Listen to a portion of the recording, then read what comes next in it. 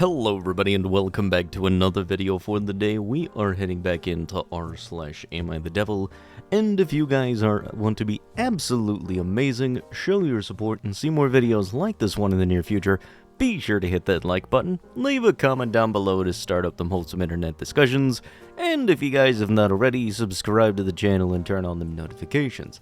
Also, if you guys would like to save 10% on your next order of gamer subs, use code Tommy at checkout or click the link down below. It'll automatically apply the discount to your transaction, and it helps support the channel. Thank you. My F50, daughter-in-law, 24F, gave birth and doesn't seem to want a relationship with me, making it difficult to have a relationship with my son, 31M, and new granddaughter. Hello, Reddit. TLDR, I'm looking for advice on how to build a relationship with my daughter-in-law and get over the rift that she is causing since giving birth.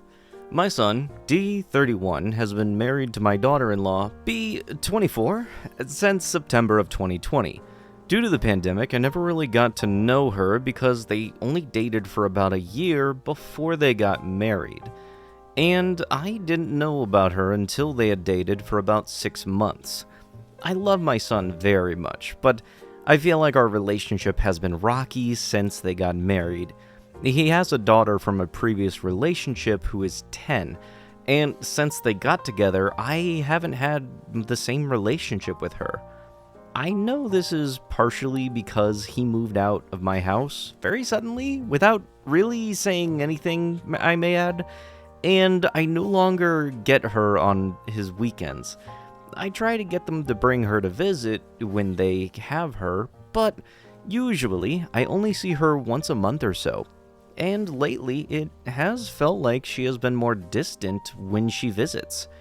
I think this is because B says negative things about me around her, and I find that unfair. They just had a baby at the end of January. She was induced due to preeclampsia and in labor for 3 days before having a C-section.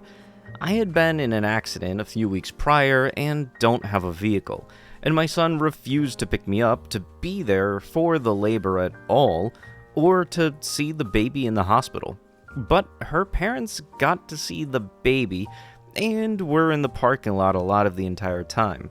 I called them while she was in labor a few times, but on the second day after her water broke, I called him and heard her snap at him to get off the phone, and he refused to accept any calls after that. I just wanted to know that the three of them were okay though. She was in the hospital 2 days after the C-section, and they wouldn't stop to visit me on the way home after the birth because she was hurting. Even though she had painkillers she could have taken, and she didn't feel right, according to my son. This is when I became concerned she had PPD. My daughter ended up picking up her prescriptions and some groceries for them, and got to see the baby that night. Her and B have a relationship that is apparently pretty good. I was supposed to visit a couple of days after they got home, but she ended up insisting something was wrong and went back to the doctor, who apparently sent her to the hospital. My son told me that they diagnosed her with postpartum preeclampsia, but I was pretty certain that it was only something that happened during pregnancy and went away after birth, so I was pretty sure he was confused. The day after, they admitted her again. 5 days after the baby being born, with everyone meeting her but me, was my birthday. I called her around 8 that morning to see what was really going on, but she didn't answer. A while later, my son called me and wished me a happy birthday, and asked why I had called B. I admit I snapped at him and said that she should be returning my call. Because I called her, hung up on him, and maybe 5 minutes later, she called me. I told her that she should have called me, and I wanted to hear her voice and hear from her what was going on since my son gets confused. I then asked her if this was a mental or physical issue, and she went silent before saying physical. I asked if she was sure, and she got kind of snippy and said that they had padding on her bed because she had a seizure risk and she couldn't be alone with her newborn. So she was pretty sure. I didn't comment on her tone because I was sure that she was stressed. She was released the next day, and they came and visited me while I was at my daughter's watching her 2 kids on their way home so that I could see the baby. I offered her some pillows to sit on. My son said he basically gave birth both ways. Even though I knew this wasn't true, I wondered if she had some soreness that made him think this. And she refused my hospitality, saying that she was fine and felt pretty good. 2 weeks later, my son picked me up and brought me to their home to visit. I stayed for a few hours, and she didn't really make any effort to talk to me. She was quiet and sat on the couch. When my son took me home, I asked why she was so unhospitable, and he said that I had been rude while she was in the hospital, that she shouldn't have had to call me, and that I shouldn't have asked if it was a mental or physical problem, because he had already told me that it was physical. He also said that I shouldn't have posted anything on Facebook before her about the baby being born, and that I was rude when he called to make me take it down. She doesn't post on social media very often, so I didn't think that it would be a big deal. He hasn't picked me up to see the baby because he says that he needs to be here to help with the baby, and they won't bring the baby to me because she says that the baby isn't allowed in my house. I told my son that I'm planning to quit my job to babysit for them, but I haven't even gotten to return to work date, and she hasn't once thanked me for doing so. Overall, I feel like she's holding on to some very petty things and is using them to keep me from my son and granddaughters. I want a relationship with her, but I am missing some critical bonding time with the baby, and I am going to struggle to forgive her for it, especially over petty nonsense. She won't even bring it up to talk to me. I'm really wanting to send a text and lay all of my feelings out for her and just hash it out, but I understand there are probably cultural differences at play with all of this too, so I could use some advice on what to say. So let me see if I got this straight, and I feel like I've seen people do this before and it never ends up good. You're somebody that you are not on good relations with happens to have a kid, and you seem to be more interested in getting to know the kid than it is to be repairing whatever relationship that happens to have been messed up between you two. And God forbid they happen to want to take time to recover from having a whole child taken out of their system, by C-section. And last I checked, that's not exactly the easiest of things to do, considering that when it happens, the doctors, they just kind of slice you open and stuff like that. And, when it all comes down to things, I kind of feel like you don't really have the same type of authority as the people that actually have the kid when it comes to who they allow their kid to interact around. Am I the a-hole for bringing home a stray cat when my mom hates cats? I, 22F, live with my mom since I'm in school. I had moved out a few years ago and had gotten my first kitty, Salem, who I love dearly, who she reluctantly let live with us. She is a dog person, through and through. Growing up, we had 4 dogs and are now down to 1, who has gotten older. While I've been trying to hint at getting another cat, my mom has been less than enthusiastic. However, I think it would be really good, because Salem gets really lonely at times, and my dog is not as playful as she once was. Well, yesterday, I had gone to my friend's house. As soon as I stepped out of the car, and I mean right away, this poor girl came right up to me and just stared at me. My friend told me that she was one of the local strays, but was super friendly. When I went to put my hand out, she came right up and started cuddling me. My friend even said that she had seen nothing like it with her. Well, with a few cat treats, she followed us inside, and we kept her in the bathroom with some food and a litter box overnight. It had started to rain as well, so I think she was looking for shelter. I know my mom doesn't like cats, and I know I should have asked for or something, but she would have said no, and I couldn't imagine leaving the sweetest girl out in the rain to fend for herself. I ended up bringing her home. She's in my garage, and I have a crate for her with some snacks and water. When I told my mom, she told me to get out of her room. fully left the house and said that she couldn't stand to be near me. I know what I did maybe wasn't the most respectful, but she said that she won't come home until I bring the cat somewhere else. She has also, on multiple occasions, also brought home another dog. Once she almost brought home two. She said that she already has 2 animals and won't have another, but it feels like if it was a dog, she wouldn't be as upset. Am I really the a-hole? It's okay if I am, but I don't know though, thought my intentions were good. Edit, yeah, I'm the a-hole. I was really just trying to do something out of the goodness of my heart and figured since my mom is good with stray dogs and even stray people, she would have reacted differently and been more open. I had made a vet appointment for her as soon as I got her through, though, and I'm still bringing her to it so that she can get vaccinated. There are no ending shelters near me that I'll bring her to unless a friend agrees to take her.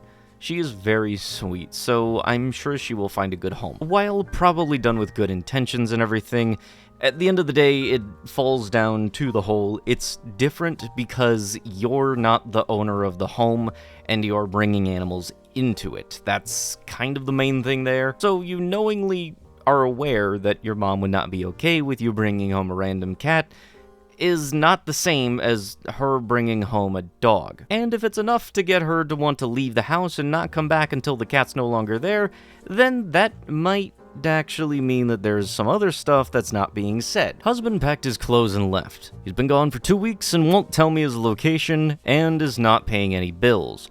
Location of Georgia.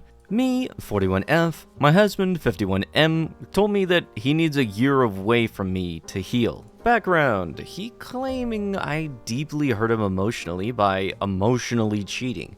Didn't know emotional cheating was a thing. I don't consider what I did as cheating.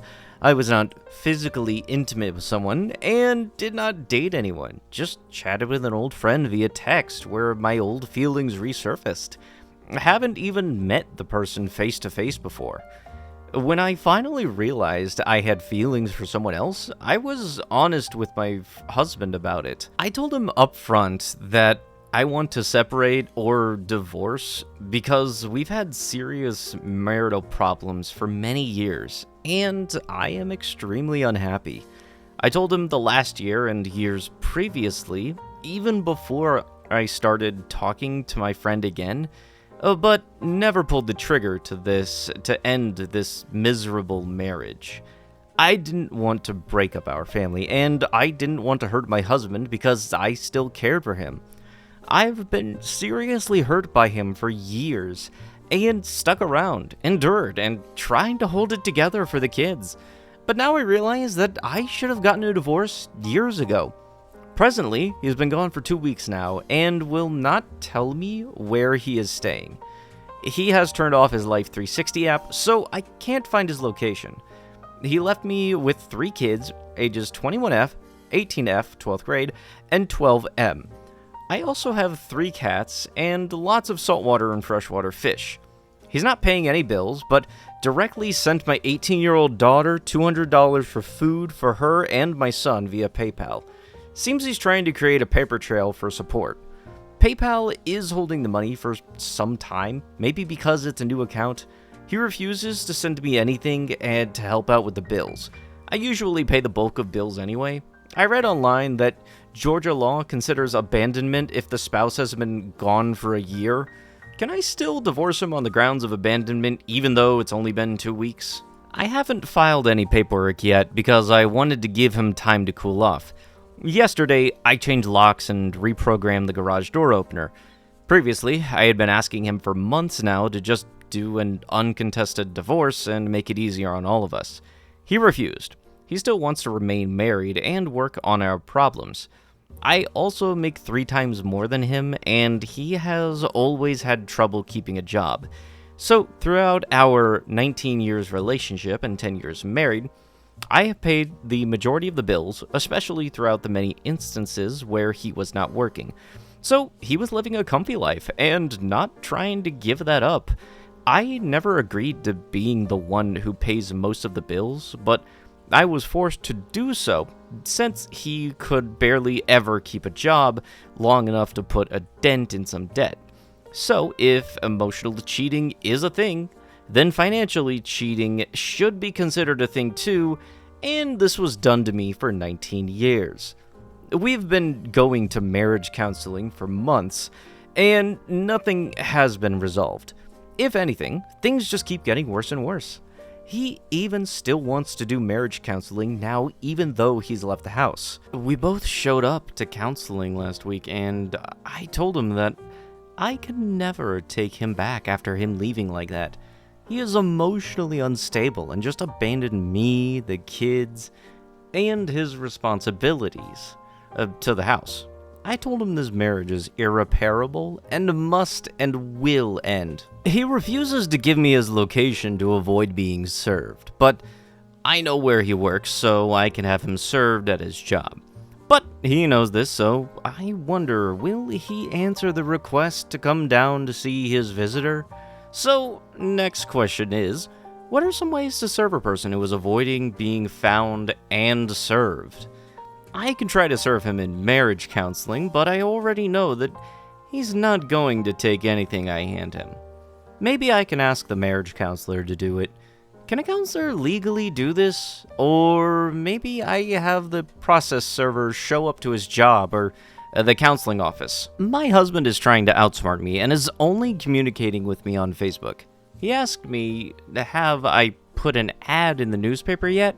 So obviously he's doing his own research and looking at ways how I would legally go through with separation without me serving him directly. He is purposefully not trying to be found. He is going to make it extremely difficult for me and is trying to hurt me financially, which in turn hurts the kids. What are my legal rights when your husband has abandoned the house, not paying bills, refusing to disclose his location, and avoid being served? He still has plenty of stuff here at the house, and I'm in the process of packing it all to make it easier for him to come get it.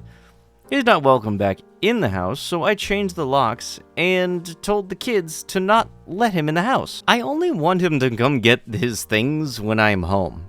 I actually could serve him then, but he's not in a rush to get his things. He's probably sitting comfortably in a relative's house. He has a big family, and is a mama's boy to the end, and they all support him well and treat him like the man-baby he is. He refused to give me the time and date when he's coming to get his stuff, and let his stuff here indefinitely. I told him this is not a storage facility, and to come get his stuff and pay some rent. He's not doing neither. I have started to remove access to all accounts, ring devices, etc. His garage door remote will no longer work, and neither will his keys. I will remove him from my health insurance when open enrollment starts in November. I removed his phone number from my plan, and I'm decoupling everything. I want to remove him from the car insurance, but since we are still legally married, they won't allow me to do so. Can I remove him from the car insurance if we are legally separated? Could I get my own car insurance with just me and the kids?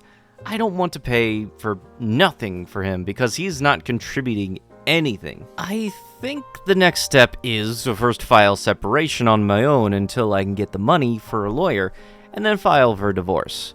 I want this marriage to end, and I don't want to pay alimony because I feel that I've involuntarily taken care of him long enough when he was able to work, but could never hold a job long due to his own personal issues and lack of confidence. Quit because he didn't like the people, and maybe even due to some mental issues. I never agreed to be the breadwinner here. I got with him with the expectation that he would contribute his fair share and be honest and diligent about obtaining and keeping a job. He would want joint custody for our 12-year-old son for sure, but with his jobless track record, does he have a chance at being granted this? I would like for him to pay child support for the 12-year-old and the 18-year-old since she is still in high school. Any advice on next steps? Get an attorney, right? It's so costly, but life is lifing, yeah, for sure, and I have to do what I have to do. Update. Comments are locked by mod, and I got so many deleted posts by mod I'm replying here. Yes, I want attention and curious about the folks think about this. I gave some, but if I give too much, folks might figure out who I'm talking about here, but now I'm wondering if I should even care. Let me try to still be general and not give away too much here, because I tend to be super detailed. The major incidents. 1. He kidnapped our daughter in 2008 for 2 to 3 days when she was a year old. 2. He stopped a car in the middle of the highway lane out of anger. Could have caused a major pileup and took lives. 3. Left 1-year-old in the car by himself for some time while he went to a gig. 4. Repeatedly quit jobs, got fired from job back-to-back year after year because of him emotionally not being able to handle it, leaving me to always pay the bills on my own. 5. Continuously involves his family, especially his mom, in our personal marriage problems. His family never liked me, of course. They will never see my fault in him, and I'm always the one to blame and at fault. I can name several incidents in this category alone. No wife wants a man who has to run to his mommy for everything. Except you. 6. I say that he could never financially support us, and this was never the plan? He broke his promise to me. I finished school first, then he go to school and finish while I hold down the bills. He never went back to school to get his education, as we agreed on. He tried and failed, and believes that school is not for him because of his learning disability. He just learns differently, but should not be have given up, and broke his promise to me. But since I've been working professionally and got several degrees, I make good money, and he was supposed to as well. This was the plan, and he broke this promise. I even agreed to help him learn and pay for school, but I refused to do his work for him, like his mom always did growing up. I refused to break my academic integrity because no one ever did my work for me in college. I earned my degrees. I wasn't going to do his work for him. He refused to study and learn, and instead chose video games and to work low-paying gigs without a guaranteed paycheck I could count on. I never agreed to this. 7. The lies. The countless lies that he has told me. So many situations. He lies because he didn't want to deal with the aftermath. I was honest with him about my feelings for the other guy because I wanted to show him what honesty looks like. I wanted to be upfront and honest because I would want the same honesty in return. I did not get that. 8. He lied about theft at a major retail store that he worked at and blamed it on others working there when he was in on it all along. Poor judgment. He got away with it and was and still is paranoid that the others involved will come after him for pinning it on them. It took him 4 years, but he finally admitted to me that he was in on the theft of over $20,000 to $30,000 worth of devices. I actually had to probe and figure out on my own because he wouldn't tell me. He finally admitted to me and then blamed me for his poor choices, saying that I sent him back to a toxic environment because I told him to keep a job. 9. I was admitted to a psych ward with this ideation because of all of the misery of this marriage. He admitted the reason for abandonment and sleeping on the couch on and off during the pandemic for 4 years in 2020 to 2024 was because he was depressed and felt less than a man for hurting me.